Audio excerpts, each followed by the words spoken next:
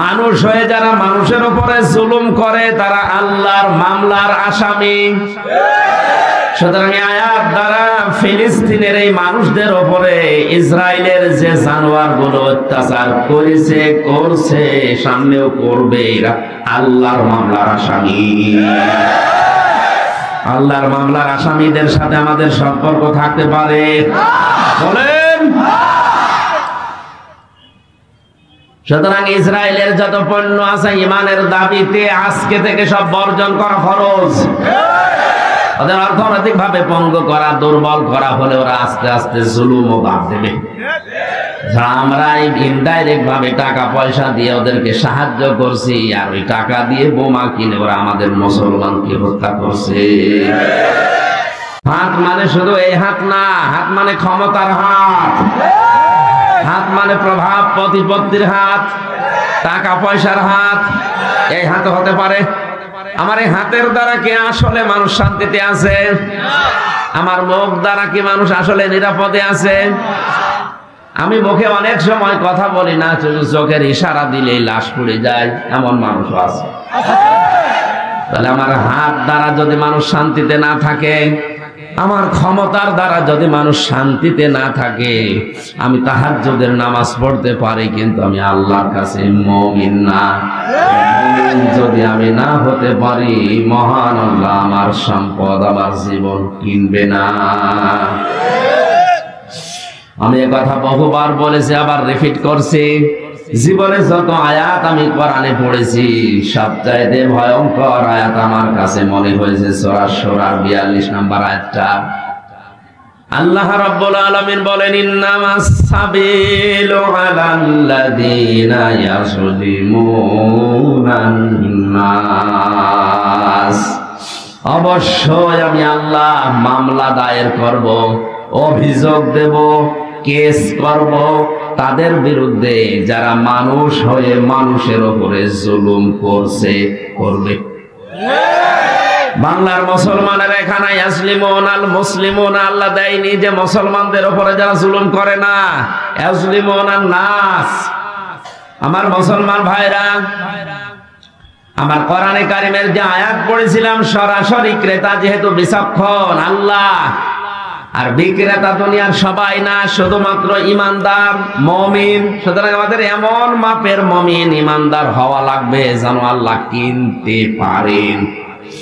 আবু বকরের সম্পদ আল্লাহ এমনিতেই কেনেন নাই, তার জীবনীতে পড়ে দেখেছি বিশ্ব নবী মসজিদে নববীতে নিজের পাগড়ি খুলে বসেছিলেন। হযরতে বেলাল ঘোষণা দিয়ে দিলেন, নবীজি জিহাদের ময়দানের জন্য চাঁদা আদায় করছে, সমর্থ যার আছে নবীজির কাছে দিয়ে আসবে। যে যা পারে যতটুকু সম্পদ পারে দিয়েছে।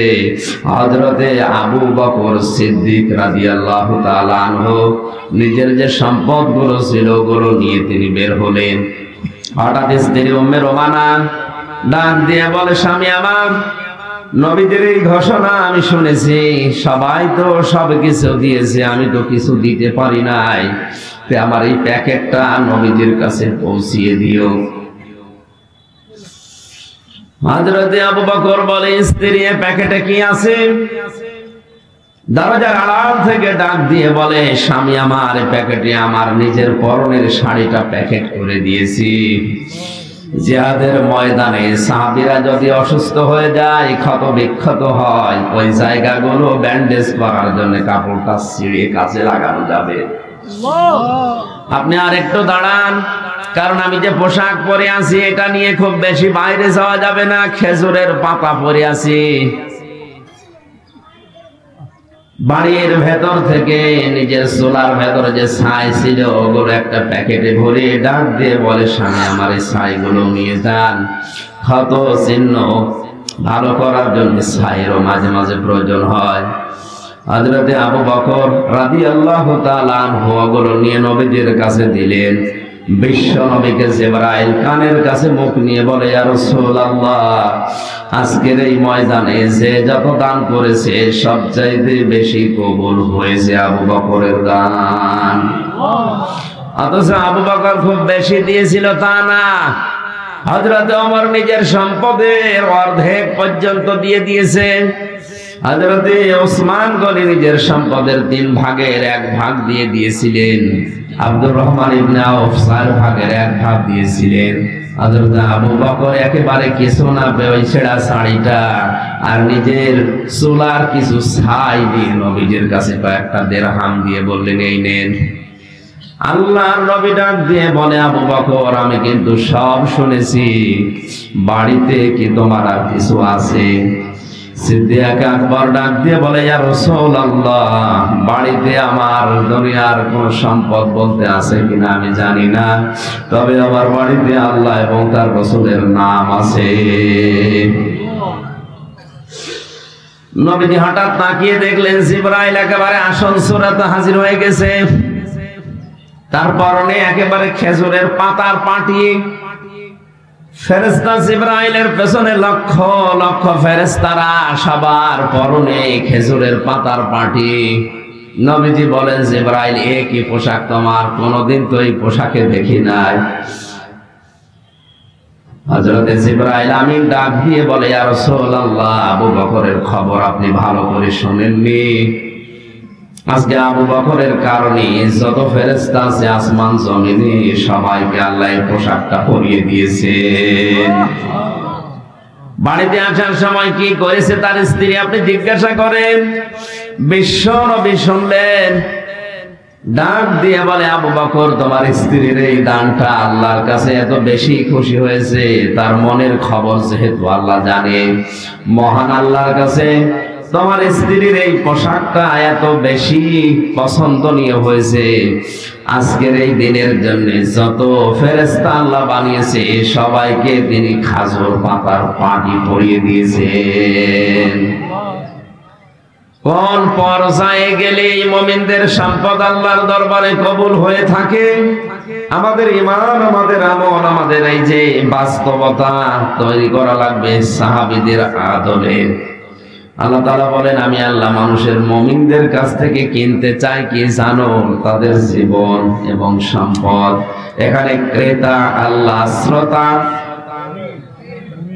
বিক্রেতা। বিক্রেতা মুমিন বান্দা। আউযু বিল্লাহি মিনাশ শাইতানির রাজীম। বিসমিল্লাহির রহমানির রহিম।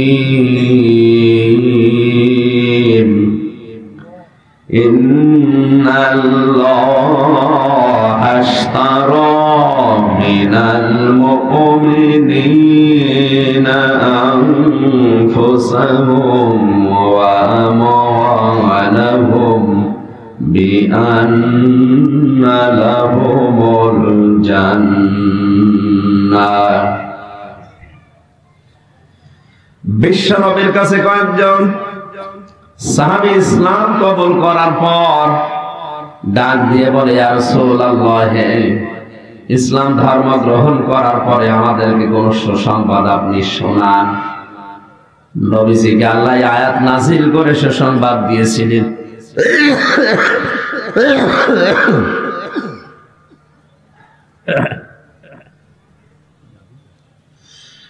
অবশ্যই আল্লাহ তোমাদের জান আর মাল কিনে নিয়েছেন, বিনিময়ে আল্লাহ তোমাদেরকে জান্নাত দিয়ে দিয়েছেন।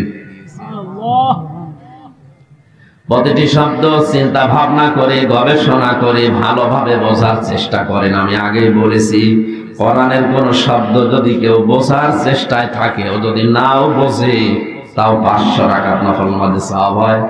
আর যদি বুঝতে পারে, আমল করতে পারে, তো সোনায় সোহাগা। কারণ এর প্রতিটি কথা আল্লাহর মুখ থেকে বের হওয়া। জোরে বলেন আল্লাহু আকবার। ইন্নাল্লাহ, অবশ্যই আমি আল্লাহ। কথা বলছেন কে? তাও যেমন তেমন ভাবে না, কথা বলার আগে তিনি গ্যারান্টি দিচ্ছেন। কোন সন্তানকে যদি তার বাবা বলে যে আমি মাঠে গেলাম, দোকানে গেলাম, দুপুরবেলা খাবার নিয়ে যেও, সারাদিন পরিশ্রম করে এসে দেখছে ছেলে খাবার নিয়ে যায়নি, মার মিল খেলছে, ভালো লাগবে? বলেন বলেন, শুধু ভালো লাগবে না তা না, হাতের কাছে যদি লাঠি থাকে পিটাবে, ডাক দিয়ে বলবে বেটা তোরে 100 বার বললাম। 100 বার বলিস? কয়বার? বাবার ওই একবার কথার ভেতরে 100 বারের গুরুত্ব ছিল। আল্লাহ পাক বলেন আমি কোন কথাকে 100 বার রিপিট করার চাইতে একবারে ওটা গুরুত্ব দিয়ে বোঝানোর জন্য ইন্না লাগিয়ে দেয়। এই জন্য শব্দটা খুবই গুরুত্বপূর্ণ, 100 বার বলার দরকার নেই। আল্লাহ একবারে জানিয়েছে বান্দারা ভালোভাবে শোনো, ইন্নাল্লাহ অবশ্যই আমি আল্লাহ ইশতারা ক্রয় করে নিয়েছি, না নেব নিয়েছি, অবশ্যই আমি আল্লাহ ক্রয় করে নিয়েছি মিনাল মুমিনিনা মুমিনদের কাছ থেকে, আনফুসাহুম তাদের জীবন, ওয়া আমওয়ালাহুম তাদের সম্পদ, বিআন্না লাহুমুল জান্নাহ বিনিময়ে আমি আল্লাহ তাদের আমার বানানো জান্নাতটা দিয়ে দিয়েছি। এবার আপনি নিজের সাথে মিলাবেন, এখানে ক্রেতা সরাসরি কে? জবাব দেন না কেন? বিক্রেতাকে? হ্যাঁ, ইমানদার, এটা আসল শব্দ। এই মিনাল মুমিনিনা আল্লাহ এমনি দেননি। আল্লাহ যদি বলতেন ইন্নাল্লাহ হাশতারা মিনাল মুনাফিকিনা, আমি মুনাফিকদের কাছে কিনতে চাই, এ পৃথিবীতে মুনাফিকদের সম্পদ কম নেই। কথা বুঝতেছে? ইন্নাল্লাহ হাশতারা মিনাল কাফিরিনা, আমি কাফেরদের কাছ থেকে কিনতে চাই, কাফেরদের সম্পদ কম আছে। আল্লাহর সম্পদের দরকার না, আল্লাহর মন মানসিকতার দরকার। এই জন্য আগে জীবনের কথা দিয়েছেন। আমার প্রশ্ন, আমরা যাই দেই না কেন, আমরা কি আসলে মুমিন হতে পারলাম কিনা, এইটা আসল বিষয়। নবীজি বলেন মুমিন চিহ্নিত করার জন্য কয়েকটা বিষয় সামনে রাখবা। তোমাদের ভেতরে ঈমান আছে কিনা এটা পরীক্ষা করার থার্মোমিটার আছে। মান যাকা তামাল ঈমান, ওই লোকটা ঈমানের স্বাদ, ওই লোকটা ঈমানের স্বাদ পেয়েছে যে ব্যক্তি আল্লাহকে রব ঘোষণা দিয়ে খুশি আছে। আল্লাহ আমার রব, এই কথা বলার পরে যে লোকটা খুশি আছে, আমার মনে হয় বাংলাদেশে এই হাদিসের উপরে জরিপ চালালে 100 জনের 96 জন আমরা মুসলমান, 100 জনের 6 জন পাওয়া যাবে না। আমরা আল্লাহকে রব বলে খুশি, উপরে উপরে থাকতে পারি, ভেতরে অনেকে খুশি নেই। কারণ রব শব্দের 19টা অর্থ আমি পেয়েছি, সামারাইজ করে 5টা। 1 নম্বরে রব মানে আইনদাতা। যদি বলেন আমি রবকে আল্লাহকে রব পেয়ে খুশি আছি, অবশ্যই আপনাকে আল্লাহর আইন পেয়ে খুশি থাকা লাগবে। আপনি তো খুশি না আল্লাহর আইন পেয়ে। কোরআনে কারিমে আছে সূরা হামিম সাজদার 30 নম্বর আয়াতে, ইন্নাল্লাযীনা ক্বালু রাব্বুনাল্লাহু সুম্মা ইসতাকামু তাতানাজ্জালু আলাইহিমুল মালাইকা। অবশ্যই যারা এই কথা বলতে পারে যে আমাদের রব আল্লাহ, আর দুনিয়ায় যত কঠিন পরিস্থিতি তৈরি হোক না কেন টিকে থাকে এর উপরে, তাদের বিপদে আপদে যখন পড়ে আমি আল্লাহ ফেরেশতা নাজিল করি, হলেও সাহায্য করি। আল্লাহ শুধু সাহায্য করেন তা না, তাতানাজ্জালু এটা মজারে, বর্তমান, ভবিষ্যৎ, প্রেজেন্ট, ফিউচার। মালাকুন 1 বছর, মালাইকা বহু বছর। সত্যই যারা কোরআনের আয়াত অনুযায়ী আমি বলছি, সত্যই যারা আল্লাহকে রব বলে টিকে থাকতে পারে, আল্লাহ যে তাদের সাহায্য করে আমার জন্ম চোখে বহু উদাহরণ আমার দেখা আছে। এটা হচ্ছে ইসলাম পেয়ে। আর ভাই তামাম দুনিয়ায় যত ধর্ম, 4500 ধর্ম, কোন ধর্ম আমাদের মালিক যিনি আল্লাহর কাছে গ্রহণীয় না, পছন্দনীয় না, সব রিজেক্ট, একটারও কোনো মূল্য নেই। আল্লাহর কাছে একটা ধর্মের মূল্য আছে, দাম আছে, পছন্দ আছে। ইন্নাদ-দীনা ইনদাল্লাহিল ইসলাম, তার নাম ইসলাম। এখানে দিনের আগে আলিফ লাম দিয়েছেন, এর আগে ইন্না আছে। পৃথিবীতে একটাই মাত্র জীবন ব্যবস্থা, ধর্ম, যার উপরে আল্লাহ রাজি আছে, সন্তুষ্ট আছে।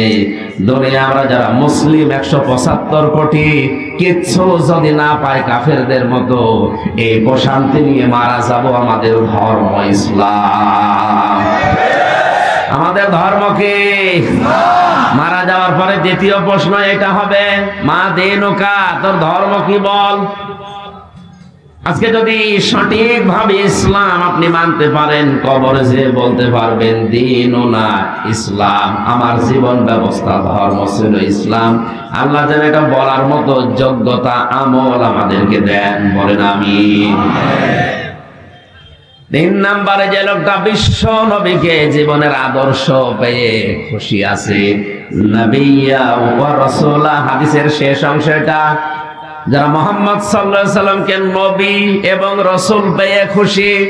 নবী আর রাসূলকে, নবিয়্যুন শব্দের শাব্দিক অর্থ সংবাদ বাহক। কি বললাম? নবীজি যে সংবাদগুলো আল্লাহর কাছ থেকে আমাদেরকে নিয়ে এসেছেন, এই সংবাদ পেয়ে যারা খুশি, এই সংবাদের উপরে যাদের জীবন চলে, আল্লাহর নবী বলেন এই 3টার উপরে যদি কারো দুনিয়ার জীবন উঠে যায়, সেই লোকটা ঈমানের স্বাদ পাবে। মিষ্টি খেলে স্বাদ পাওয়া যায়, আচার খেলেও স্বাদ পাওয়া যায়। ঈমান যে আছে, আমি কোনোদিন স্বাদই পেলাম না যে ঈমানের কি স্বাদ। আল্লাহ যেন ঈমানের স্বাদ পাওয়ার জন্য যে হাদিস নবীজির মাধ্যমে বলিয়েছে, এটা আমল করার তৌফিক দেন। আল্লাহ পাক বলেন, আমি এখানে সরাসরি নিজে ক্রেতা আর বিক্রেতা সবাই না। দুনিয়ার 750 কোটি মানুষ এখন দুনিয়ায়, কত বলেন বলেন? মাত্র 175 কোটি মুসলিম। এর ভেতরেও শুধু ঈমান যাদের আছে, এই ঈমানদারদের কাছ থেকে আল্লাহ কিনতে চান।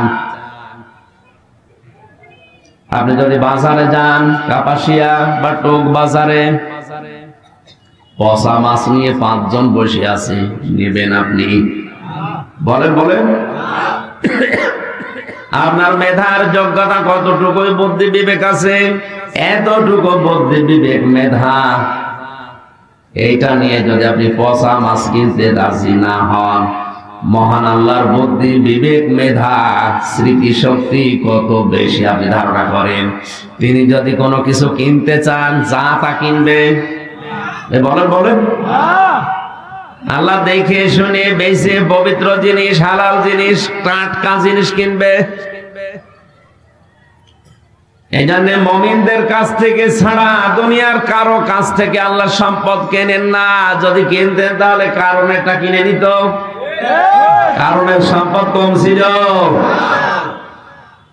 ইন্না কারুনা কানা মিন কওমি মূসা ফাবাগা আলাইহি ওয়া আতাইনাহুল কুনুযা মা ইন্না মাফাতিহাহু লাতানূউ বিল উসবাতি উলিল কুওয়া ইদ ক্বালা লাহু কওমুহু লা তাফরাহ ইন্নাল্লাহা লা ইউহিব্বুল ফারিহিন।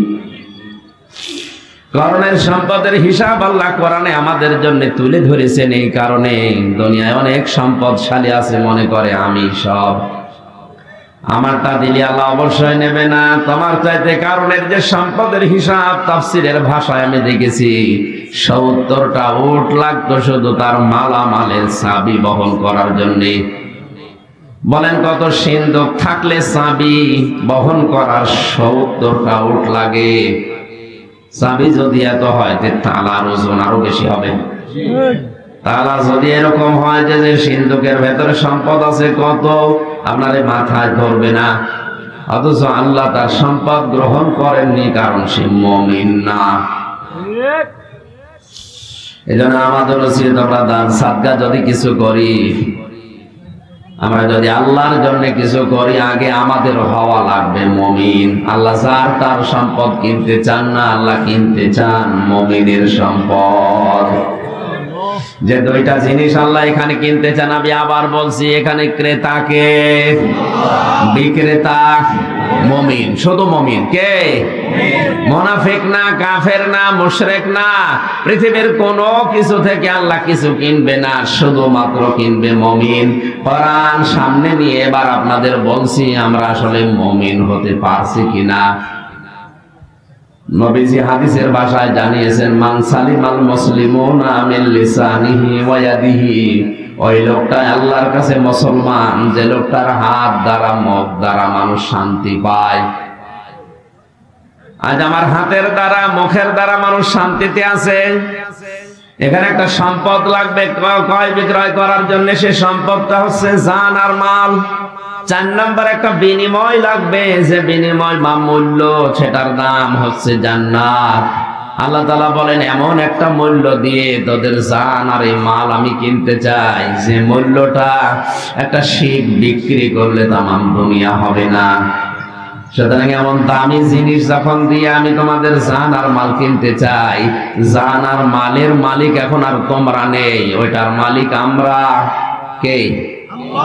ওইটার মালিক এখন আমি আল্লাহ। আর জান্নাতের মালিক কে? না, সব মুমিন না। যে মুমিন জান আর মাল আল্লাহকে দিতে পারবে, জান্নাতের মালিক এখন কে? মুমিন। বলেন বলেন। সম্পদের আর জীবনের মালিক কে? এখন আল্লাহ যে দুইটা শব্দ দিলেন, আনফুসাহুম, তোমাদের জীবন। আমাদের জীবন কি কিনবে, কিভাবে কিনবে? মানুষের জীবন পরিচ্ছন্ন করার জন্য দুইটা পদ্ধতি আছে। খালি বারবার ঘন ঘন গোসল করা। কি বলেন? মানুষের জীবন পরিচ্ছন্ন করার পদ্ধতি কয়টা? আরো জোরে। 1 নম্বরে ওর জীবন শিরিক মুক্ত হওয়া লাগবে। কথা বলেন না। 2 নম্বর ওর জীবন বেদাত মুক্ত হওয়া লাগবে। কারণ শিরিক করলে ঈমান শেষ, আর বেদাত করলে আমল শেষ। আর এই দুইটা এখন বাংলাদেশ, ভারত আর পাকিস্তানে বেশি। আমাদের ঈমান যা আছে, ঈমানটা ধ্বংস করার জন্য যেটা সবচাইতে বেশি ভূমিকা পালন করছে সেটা শিরিক। আর এখন রন্ধ্রে রন্ধ্রে ছড়িয়ে গেছে শিরিকটা। শিরিক 4 প্রকার: শিরিক বিল জাত, শিরিক বিল সিফাত, শিরিক বিল ইখতিয়ার, শিরিক বিল শরীরে সাপোর্ট করছে। পানিটা কি দিয়ে দিয়েছে? সুবহানাল্লাহ, আলহামদুলিল্লাহ। হালকা আলহামদুলিল্লাহ, লা ইলাহা ইল্লাল্লাহ, সুবহানাল্লাহ, আলহামদুলিল্লাহ।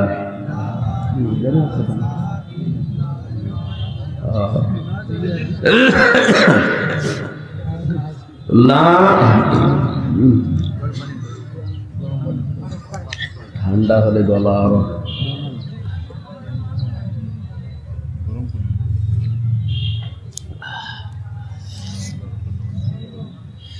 এটার উপরে খুব চাপ যাচ্ছে, তো এ মানে লোড আর নিতে পারছে, খুব বেশি চাপ হয়ে যাচ্ছে গলার উপরে। এই কয়েকদিন কক্সবাজার ছিলাম, ওই এলাকায় এমনিতে ঠান্ডা বেশি, সাগরের পাশে। এরপরে আবার সকাল 10টায়, বিকালে মাগরিবের পরে রাত 10টায়, রাত 12:30 একটা, 4-5টা করে গলার একেবারে অবস্থা খারাপ। মানুষের ছাড়ে না, আমিও পারি না। আল্লাহ এভাবে হয় না, একটা করে করতাম, আমারও শরীর ভালো থাকতো, রেস্ট হইতো। মানুষের জীবন পরিচ্ছন্ন করার জন্য, পাক করার জন্য যে 2টা ঔষধ আল্লাহ দিয়েছেন, এখন থেকে দেখবেন জীবনে যেন শিরিক আপনার না থাকে। কোন মানুষের জীবনে যদি শিরিক না থাকে, অন্য যত গুনাহ আছে আল্লাহ ইচ্ছা করলে মাফ করে দেবে। সুবহানাল্লাহ বলতে পারবেন? ইন্নাল্লাহা লা ইয়াগফিরু আন ইউশরাকা বিহি ওয়া ইয়াগফিরু মা দুনা যালিকা লিমান ইয়াশা। অবশ্যই আমি আল্লাহ সব গুনাহ বান্দার মাফ করে দেব, শিরিকের গুনাহ বাদ দিয়ে। 2 নম্বরে বেদাত। বেদাত আপনি ভালো কাজ মনে করে করছেন, কিন্তু আপনার জীবনের আমল আল্লাহ নষ্ট করে দিচ্ছে। জোরে বলেন নাউজুবিল্লাহ। বেদাত বলা হয় নতুন আবিষ্কারকে। হ্যাঁ, আবার বলছি, ইসলামের মধ্যে নতুন কিছু যদি কেউ আবিষ্কার করে বলে এটাও ইসলাম, ওইটার নাম বেদাত। আর ইসলামের জন্য নতুন কিছু যদি কেউ আবিষ্কার করে ওইটা বেদাত নয়। এই মাইকটা কিন্তু ইসলামের মধ্যে না, ইসলামের জন্যে। এটা আমি ইসলাম প্রচার করার একটা মাধ্যম হিসাবে ব্যবহার করছি। কথা বলে না কেন? অনেকেই বেদাতের সংজ্ঞা না জেনে বলে প্লেন তো নবীজির যুগে ছিল না, এইটাই চড়ি, এটাও বেদাত। আরে ভাই, বেদাতের সঙ্গে কি এটা? বেদাতের দুইটা মাত্র শব্দ মনে রাখবেন, মধ্যে আর জন্যে। মধ্যে বলেন বলেন, মধ্যে আর জন্যে। ইসলামের মধ্যে আপনি যা কিছু করবেন ওটা বেদাত। ইসলামের যে নিয়ম নীতিগুলো কোরআন হাদিসে আছে, ওর ভেতরে যদি নতুন করে কিছু দিয়ে বলেন এইটাও ইসলাম, না, আপনি দিতে পারবেন না।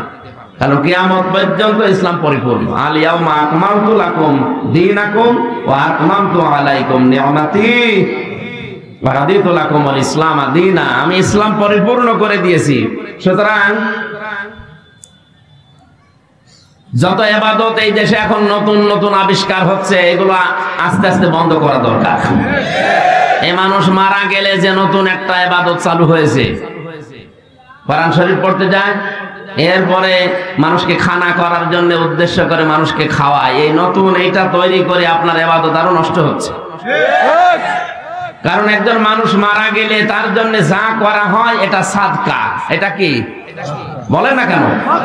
আর সাদকার মাল খাওয়া জায়েজ আছে ইতিম মিসকিন অসহায়ের জন্য। এই লোকটার বাবা মারা গেল, উনি খানা করছে, যারা আসে 10,000 মানুষ, সব কি এতিম? আমার মতো মানুষকে ডাক দিয়েছে, আমি নিয়ে গেছি এই গাড়ি নিয়ে, আমি এতিম না? আমি এখন যদি ওই সম্পদ খাই, ওই খাবার খেলে আমার জন্য জায়েজ হবে? উনি হারাম জিনিস আমারে খাইয়ে দিল, উনি তো হয়তো বৈধ সম্পত্তি দিয়েছিল। ওটা যদি ইবাদত মনে করে আবার করে যে এটা ইবাদত হচ্ছে, ভালো কাজ হচ্ছে, ওনারও গুনাহ হবে, আমার গুনাহ হবে। কারণ ওই সম্পদ খাওয়ার দায়িত্ব ছিল, হক ছিল, অধিকার ছিল গরিবদের। গরিব মানুষ পায় না, পায় আকিজ গ্রুপের মালিক। এই সমস্ত নিয়ম নীতিগুলো বন্ধ করা দরকার। কেউ মরে গেলে পাশে বসে কোরআন পড়ার কোনো দরকার নেই, মরে গেলে মরণের আগে পড়ে। কারণ কোরআনের লাম শব্দটা যত জায়গায় আছে, জিকিরের ক্ষেত্রে, ইবাদতের ক্ষেত্রে, কোরআনের ক্ষেত্রে, কোন মানুষ মরে গেলে পড়া লাগবে এমন কথা নেই। লিন্নাস, মানুষের জন্য। মানুষ কম দিকে পানি কম দিকে গড়িয়েছে, কোনোদিন ভাবেই না, একই মানে শয়তানের কথা দিয়েছে।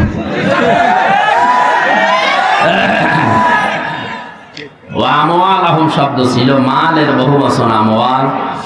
বিশ্বনবী দুনিয়ায় যত জিনিসকে মাল বলে ঘোষণা, মাল শব্দটা খারাপ না, মাল শব্দটা খারাপ না। আল্লাহর নবী বলেছেন পৃথিবীর সবকিছু মাল সম্পদের ভেতরে শ্রেষ্ঠ সম্পদ হচ্ছে নেককার আল্লাহওয়ালা মেয়ে মানুষ।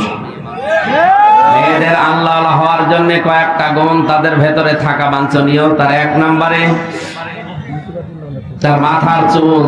প্রাপ্ত বয়স্ক হওয়ার পর থেকে মরণ পর্যন্ত তার মাথার চুল যেন একটু হেফাজতে থাকে। বিশেষ করে বিয়ের পর তো স্বামী ছাড়া তার বাবাকেও চুল দেখানো যায় না। কথা বুঝতেছেন? একটা যুবতী মেয়েকে তার স্বামী ছাড়া পৃথিবীর কারো জন্য তার চুল দেখা যায় না, অথচ এটা আজ খুলে বেড়ায় বেশি। মা বোন যারা এসেছেন, একটু হেফাজতে থাকেন। কিয়ামতের দিন সবচাইতে ঝামেলা হবে এই চুলের কারণে। এক একটা চুল যদি সাপ হয়ে আপনার দিকে তেড়ে আসে, কক্সবাজারে কয়দিন থেকে যা মনে হচ্ছে কত সাপ যে তৈরি হয়েছে আল্লাহ জানে। আমরা আশা করছি আমাদের মা বোন, মা যারা আছে, ভাবি যারা আছে, তাদেরকে চুলটা হেফাজতে রাখবেন। স্বামীর সামনে খুলে রাখেন, কোনো অসুবিধা নেই। স্বামী বাদ দিয়ে পৃথিবীর কারো সামনে চুল এলোমেলো করে খুলে রাখা মেয়েদের জায়েজ নেই। এদের নামাজের সময় একটা আলাদা পোশাক কিনে দেবেন। খিমার নামে একটা পোশাক বের হয়েছে, শুধু মুখমণ্ডল, হাতের কবজি, পায়ের পাতা বাদ দিয়ে পুরা শরীর ঢেকে যায়। নামাজের সময়টুকু এই পোশাকটা দিয়ে অন্তত নামাজ পড়বেন। সেজদায় গিয়ে, রুকুতে গিয়ে যদি একবার চুল বেরিয়ে যায়, আপনার নামাজ শেষ। আল্লাহ মা বোনদেরকে যে উত্তম সম্পদ বলে ঘোষণা দিয়েছে তাদের উত্তম সম্পদে পরিণত হওয়ার তৌফিক দিন। স্বামীর মাল, স্বামীর সম্পদ, স্বামীর সন্তান এগুলো হেফাজত করার দায়িত্ব, দেখে শুনে রাখা, ইসলামের পক্ষে রাখার দায়িত্ব মেয়েদের। আল্লাহ এই দায়িত্ব স্ত্রীদের পালন করে নেককার হওয়ার তৌফিক দিন। স্বামী যদি বাইরে থেকে আসে, হাসি মুখে কথা বলা শুধু না, সে সন্তুষ্ট হয় যে কাজে এরকম কাজ, এরকম অঙ্গভঙ্গি তার সামনে করা উচিত। স্বামী যেই কাজে খুশি হয় ওই কাজে নিজেও খুশি হওয়া দরকার।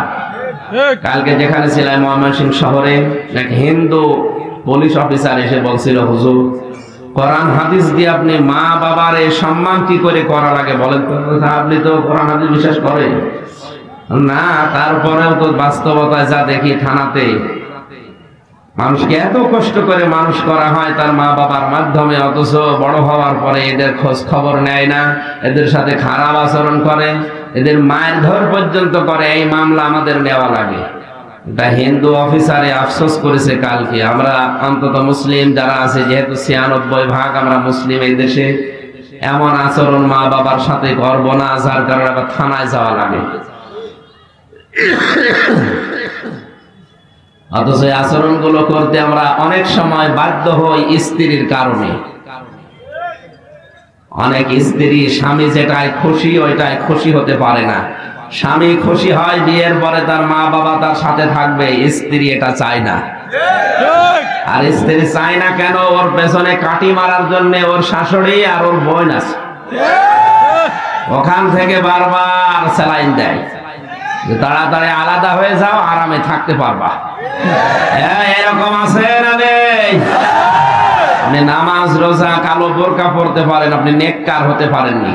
এই চারটা জিনিস থাকা লাগবে। চুল খোলা যাবে না স্বামী ছাড়া, স্বামীর সম্পদ সন্তান এগুলো দেখে শুনে রাখা লাগবে, স্বামী সন্তুষ্ট হয় এমন কাজে আপনাকে সন্তুষ্ট করা লাগবে, আর স্বামীর চাহিদা জায়েজ যেটা এটা জীবন থাকতে পূরণ করা লাগবে। মা বোন রাগ করবেন না, জান্নাতের ৮টা দরজায় আপনার জন্য খুলে দেওয়ার যে ঘোষণা হাদিসে আছে, এইটা সেটা।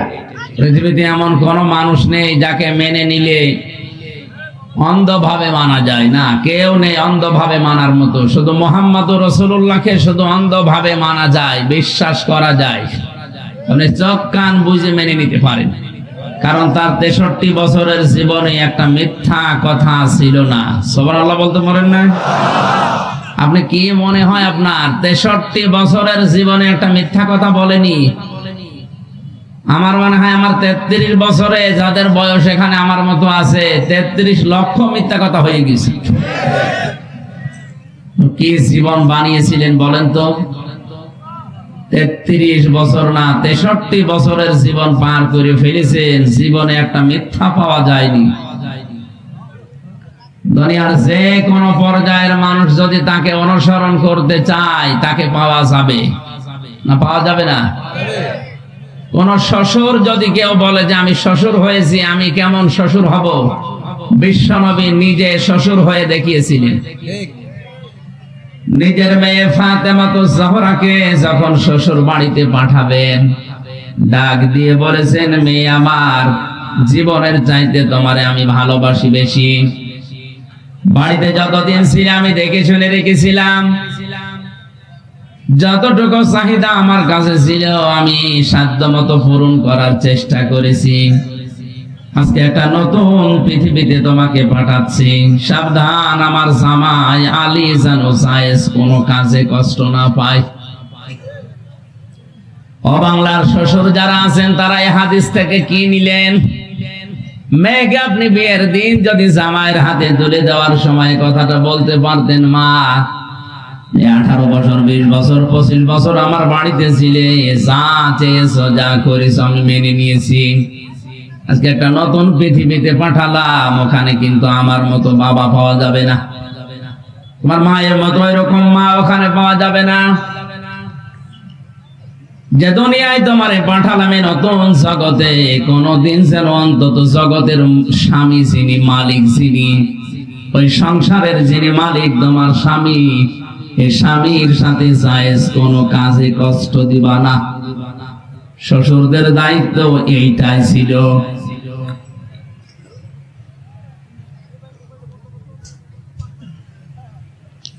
বাংলাদেশে তাহলে সংসার ভাঙা অনেক কমেছে তো।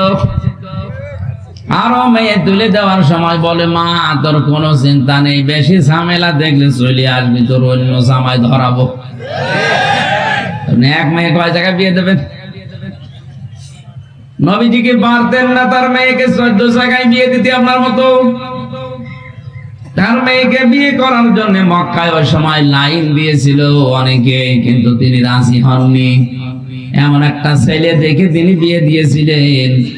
ফাতেমা জোহরার কাছে এসে বলেন, মা এমন একটা ছেলে আজকে তোমাকে বিয়ের প্রস্তাব দিয়েছে, যে ছেলেটা আমার সাহাবীদের ভেতরে সবচাইতে বেশি জ্ঞানী, সবচাইতে বেশি পরহেজগার, সবচাইতে বড় যোদ্ধা।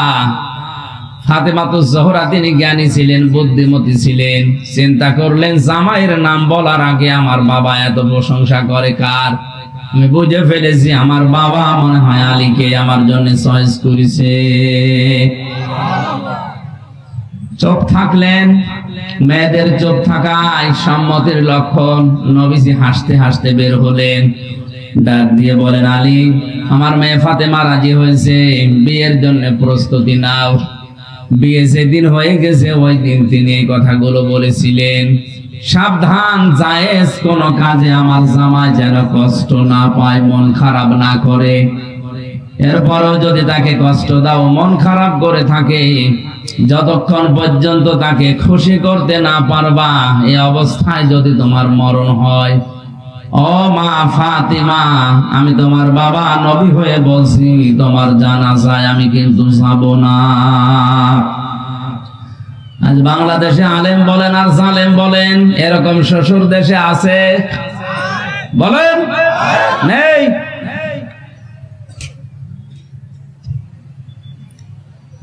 মেয়েকে আপনি সাহস দিয়ে তার সংসারটা জাহান্নাম বানাচ্ছেন। কারণ যেই পরিবারে যেই মেয়েটা স্বামীর উপরে উপরে চলে, ওই পরিবার আর শান্তি থাকে না। কেন বলেন তো? কোরআনে কারীম জানিয়েছে, আর-রিজালু কাওয়ামুনা আলান নিসা বিমা ফাদ্দালাল্লাহু বা'দাহুম আলা বা'দ ওয়া বিমা আনফাকু মিন আমওয়ালিহিম। সূরা নিসার 34 নম্বর আয়াতের প্রথম অংশে আছে, আল্লাহ পাক বলেন, আমি পুরুষদেরকে বানিয়েছি অভিভাবক, গাইডলাইন দাতা, সে গাইড দেবেন। আপনার মেয়েই যদি জামাইকে গাইড দেয়, তাহলে আয়াত পুরো উল্টিয়ে যায়। আপনি আল্লাহর আয়াতকে উল্টিয়ে আপনার মেয়েকে শান্তিতে রাখতে পারবেন? এক কথা বলেন না কেন? এই জন্য আজ অধিকাংশ পরিবারে শান্তি নেই। বাবা আর মা মনে করে, আমার মেয়ে যদি ছোট হয়ে থাকে মনে হয় কষ্টে থাকবে। কে বলেছে আপনাকে? নবীজি পারতেন না তার মেয়েকে উপরে আরো তুলে দিতে? এত বড় কঠিন কথা বললেন না। যদি আমার জামাই রাগ করে থাকে আর ওই অবস্থায় যদি তোমার মরণ হয়, আমি তোমার বাবা নবী হয়ে বলছি, তোমার জানাজায় কিন্তু আমি যাব না। ওই মেয়ে আর সাহস পাবে? কত শাশুড়ি এই ময়দানে বসে আছে, মেয়ে যদি জামাইয়ের উপরে কথা বলে, জামাইকে যদি গাইডলাইন দিয়ে চালায়, টাইট দেয়, মেয়ের কথা মতো যদি জামাই চলে, লোকের কাছে গল্প করে, জামাই একটা পেয়েছে আল্লাহর ওলি, আমার মেয়ে যা বলে তাই শোনে। আর ওই যে ছেলেটা, ওই ছেলে আমার, ওইটা হারামজাদা, ও শুধু ওর বউর কথা শোনে। তোমার জামাই তোমার মেয়ের কথা শুনলে সেটা হয় আল্লাহর ওলি, আর ছেলেটা তার বউর কথা শুনলে ওইটা হয় হারামজাদা। তুমি কি কথা বলছেন? পৃথিবীর এমন কোন দিক বিভাগ নেই যেখানে নবীকে অনুসরণ করা যায় না। এ তো শ্বশুরের কথা বললাম। বিশ্ব নবী রাষ্ট্রপ্রধান ছিলেন, বাড়ির কর্তা ছিলেন, কাজের লোকদের সাথে, কাজের মেয়েদের সাথে, ড্রাইভারের সাথে কি করে ব্যবহার করা লাগে নবী নিজে দেখিয়েছেন।